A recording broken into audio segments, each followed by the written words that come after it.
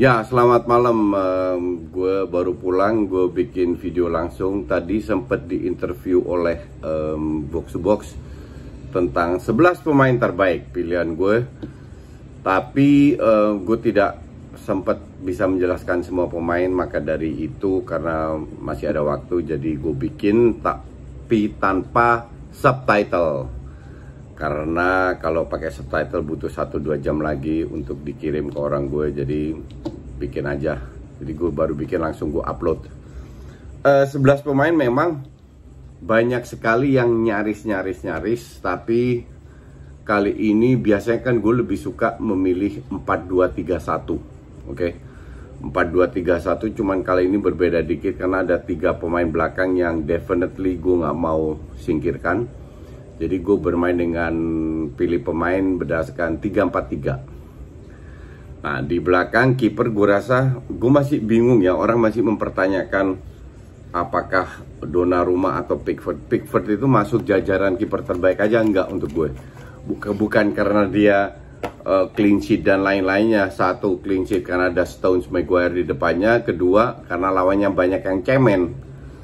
Kalau bilangnya akan ketemu Jerman. Nah, lu pikir 3 pemain penyerangnya Jerman hebat apa? Lihat aja berapa gol mereka cetak.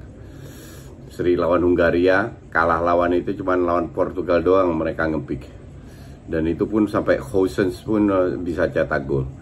Jadi untuk gue sih Donnarumma nggak ada itunya lah, nggak ada apa namanya yang lawan. Donnarumma kiper. Nah, di belakang itu ada 3 itu, satu ya mungkin kalian kaget atau apa ya, gue pilih Maguire. Untuk gue Maguire is the best defender di turnamen ini. Nyaris nggak ada kesalahan, sering kali membantu serangan, membangun serangan, tapi juga dengan bola-bola mati. Dia sangat kuat dengan bola mati. Dan salah satu kesalahan Maguire kalau di klub, di samping dia salah pilih klub ya, dia sekali-sekali bikin blunder kan. Nah, disitulah sering disorot kan kalau dia bikin blunder, kan dia defender termahal.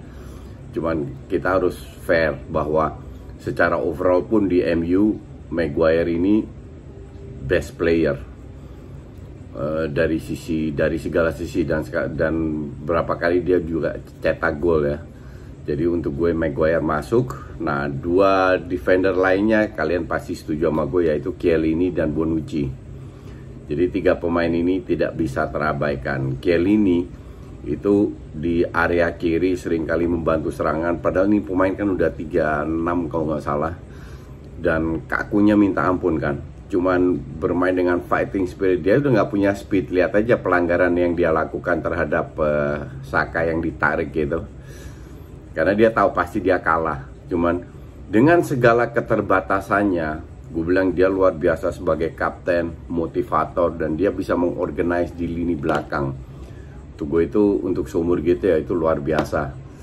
Dan seringkali dia membantu serangan. Terus Bonucci sober ya. Bonucci ini kontribusinya tidak begitu kelihatan karena lebih didominasi oleh Chiellini.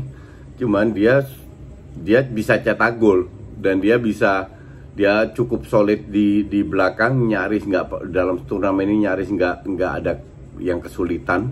Bahkan Lukaku yang lebih unggul dari sisi umur, dari sisi fisik, dari sisi speed pun bisa diredam lah. Jadi ketiga pemain ini untuk gue sih top. Nah, 4 pemain tengah di kiri itu Spinazzola itu ya kalian sudah tahu, Itali lagi top-topnya dengan Spinazzola, luar biasa membantu serangan, kerjasama dengan Insigne itu bagus banget. Apa namanya ya, gue sih beda sedikit dengan Luke Shaw, tapi untuk gue Spinazzola lebih agresif dari sisi menyerang. That's why kenapa gue pilih dia, bukan Luke Shaw. Walaupun gue bilang Luke Shaw pemain bagus ya di back kiri. Di tengah gue pilih Pedri ini bocah baru 18 tahun, selalu jadi starter. Orang kan lihat, oh ya dia nggak punya assist, dia nggak punya gol, tapi kerja kerasnya dia untuk memberikan orang yang memberikan assist, jadi pre-assist itu sering sekali, tapi nggak didata. Nah, maka dari itu gue bilang, lu nggak, sepak bola itu nggak bisa diterjemahkan ke dalam angka-angka data. Lu harus nonton, oke? Lu harus nonton, dan Pedri ini luar biasa, terutama dari sisi mental. This guy ini baru 18 tahun loh, jangan kaget. Tapi udah bermain salah satu pemain terbaik di timnas Spanyol juga, maka dari itu dia selalu jadi starter dan jarang diganti, hampir selalu lah. Jadi untuk gue Pedri layak menjadi starter best 11. Nah, di sampingnya itu Busquets. Kalau kalian suka ikutin gue, kan suka gue kritik ini Busquets karena lelet, lambat, dan tahun ini di bawah Koeman dia juga salah satu pemain penting di Barca. Kenapa? Karena Koeman mampu memberikan dia lebih, memaksa dia untuk lebih bermain ke depan. Memang beda tipis dengan Jorginho. Teman, Jorginho untuk gue masih agak gerasak-gerusuk. Kalau Busquets itu benar-benar tenang menguasai pertandingan, dan dia seringkali bukan hanya distributor, bukan bola-bola pendek atau kiri kanan belakang kayak dulu, tapi sekarang benar-benar bisa memberikan assist atau pre-assist atau akurasi long ball passing dan lain-lainnya. Jadi Busquets untuk gue sih definitely one of the best player di tengah, the best DM di samping Jorginho. Terus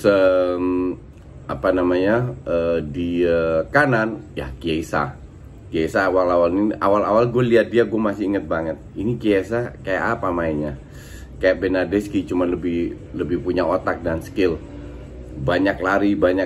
Cuman di turnamen ini dia tidak mulai jadi sebagai starter, akhirnya dia geser Berardi. Dia menunjukkan betapa walaupun tetap ada kesalahan ya, dia menunjukkan berapa pentingnya dia. Kemarin lawan Inggris itu 2 peluang besar itu dari dia. Sayangnya dia cedera. Kalau dia nggak cedera mungkin nggak sampai penalti, karena ini pemain penting sekali di depan. Di sayap ya. Jadi pemain tengah gue pasang si Chiesa di kanan, Spinazzola di kiri, di tengah Pedri dan Busquets. Nah, 3 pemain depan, gue mulai dari Ronaldo is Ronaldo, oke? Dengan usia 36 plus, dia punya tetap killer instingnya luar biasa. Dia bermain dalam sebuah tim yang mengandalkan skill individu, tapi tetap bisa ya as a striker, tugas seorang striker. Nah, sampingnya Ronaldo itu gue pasang 4-3-3 dengan 2 striker, 1 di belakang. Sampingnya itu kan Harry Kane. Harry Kane ini gue bilang tidak bisa dinilai hanya dari golnya, tapi juga dari asisnya, dari kerjasama. Inggris ini nggak punya playmakernya itu praktis Harry Kane yang selalu turun ke bawah, bekerja keras, skillful, padahal dia tinggi, cetak gol di momen-momen yang penting. Untuk gue sih pada saat ini dengan Lewandowski is the best striker. Sayang salah klub juga dia pilih. Kalau dia mau menang trofi ya dia harus pindah, sesimpel itu. Jadi Harry Kane dengan Ronaldo di depan, gue rasa sebagian besar dari kalian setuju ya.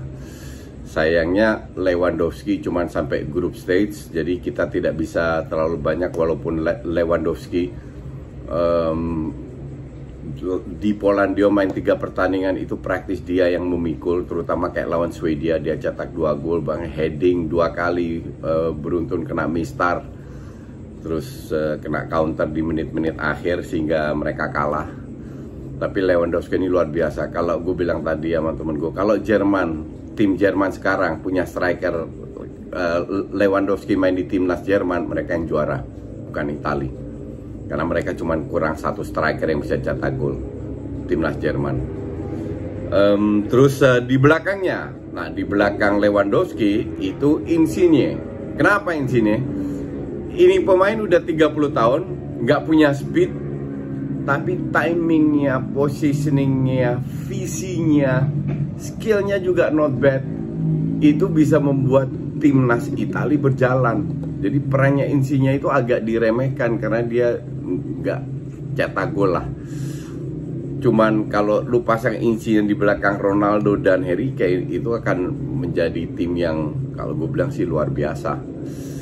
Oke, itulah pilihan-pilihan gue. Terus sedikit apa namanya, pemain cadangan. Kiper untuk gue, kiper cadangan itu Jan Sommersnya Swiss, main di Gladbach, luar biasa, banyak sekali saves. Terus John Stones untuk gue cadangan, Luke Shaw back kiri yang top, Jorginho untuk gue cadangan, di belakang Busquets. Terus Damsgaard-nya Denmark, orangnya ringkih kecil tapi skillnya luar biasa, punya peran penting di Denmark. Sayangkali Eriksen nggak bermain banyak. Terus siapa lagi ya? Sebenarnya dari Inggris nggak ada lagi. Spanyol nggak begitu impress juga. Ya kira-kira itulah. Kalau ditanya pemain depan cadangan gue nggak tahu. Oh ya, sama Lewandowski. Udah itu aja cadangannya. Oke, thanks for watching. Kita lihat lagi apa yang kita bahas, bisa di Just Live, bisa di Just Indo. Thanks for watching. See you tomorrow.